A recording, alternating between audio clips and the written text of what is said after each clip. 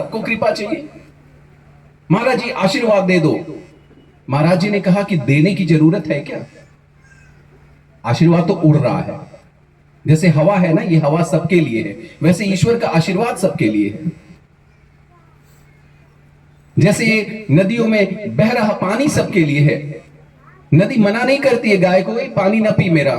गधी को मना नहीं करती, तू भी नहीं पी। कुत्ते को नहीं मना करती है कि तू आगे मेरे अंदर मत नहा। जो नदी के पास गया वो उस पानी से लाभान्वित हो जाएगा।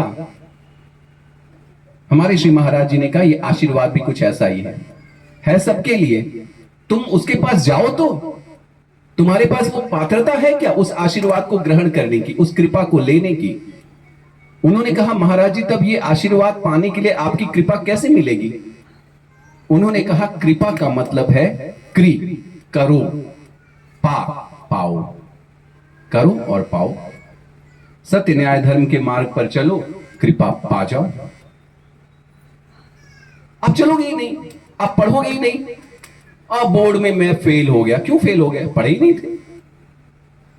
क्लास टीचर ने तो सबको पढ़ाया था, और एग्जामिनर ने, एक ही एग्जामिनर ने सबकी कॉपी चेक की थी।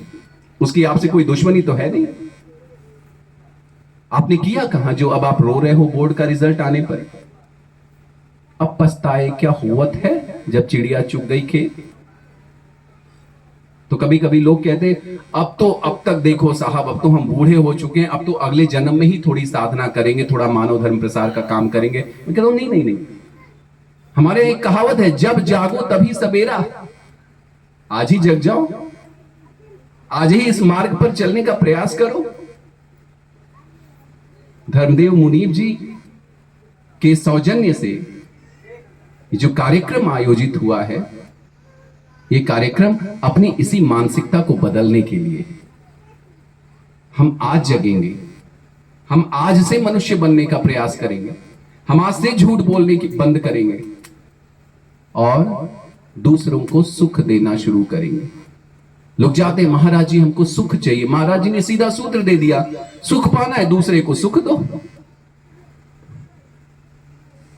कौन सी नई बात है इसमें?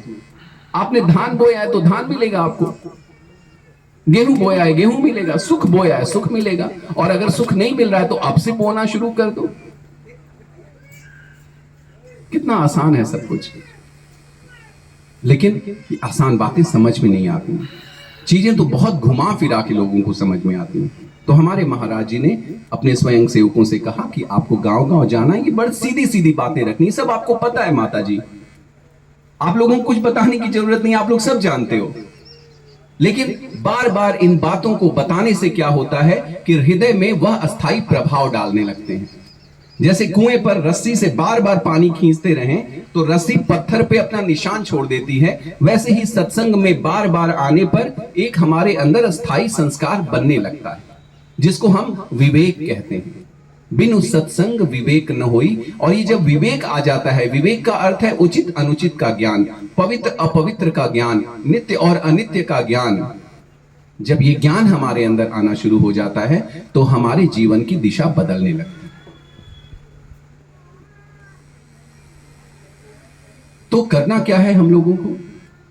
हम लोगों को करना अब यही है कि हम लोगों आज ये संकल्प लें अपने श्री महाराज जी के सामने इस सत्संग सभा में कि अब हम लोग सत्य के साथ कभी समझौता नहीं करेंगे।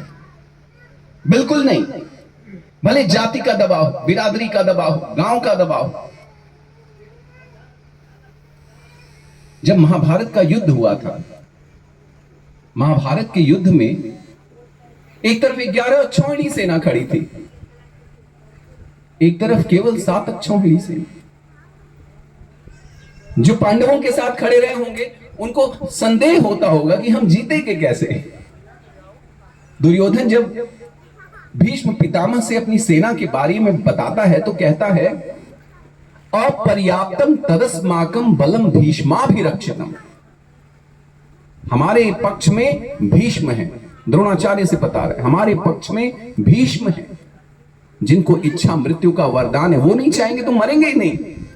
इससे बड़ी बात क्या होगी? हमारा और सेनापति जब तक जिंदा है तब तक तो कोई हरा ही नहीं सकता।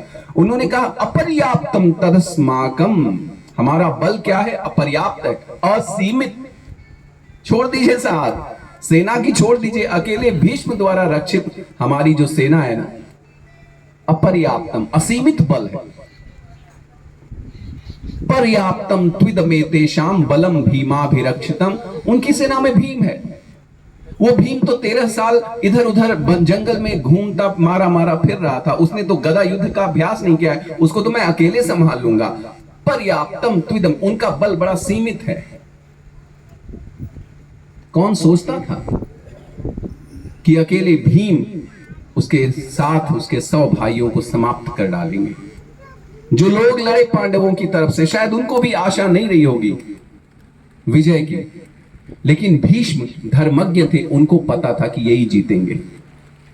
संजय जो कि एक सूत थे, सारथी थे, सूत का अर्थ होता है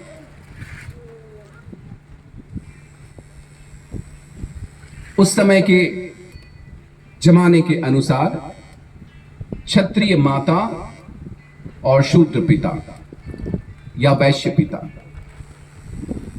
ये जो वर्ण संकर होते थे इनको सूत कहा जाता था।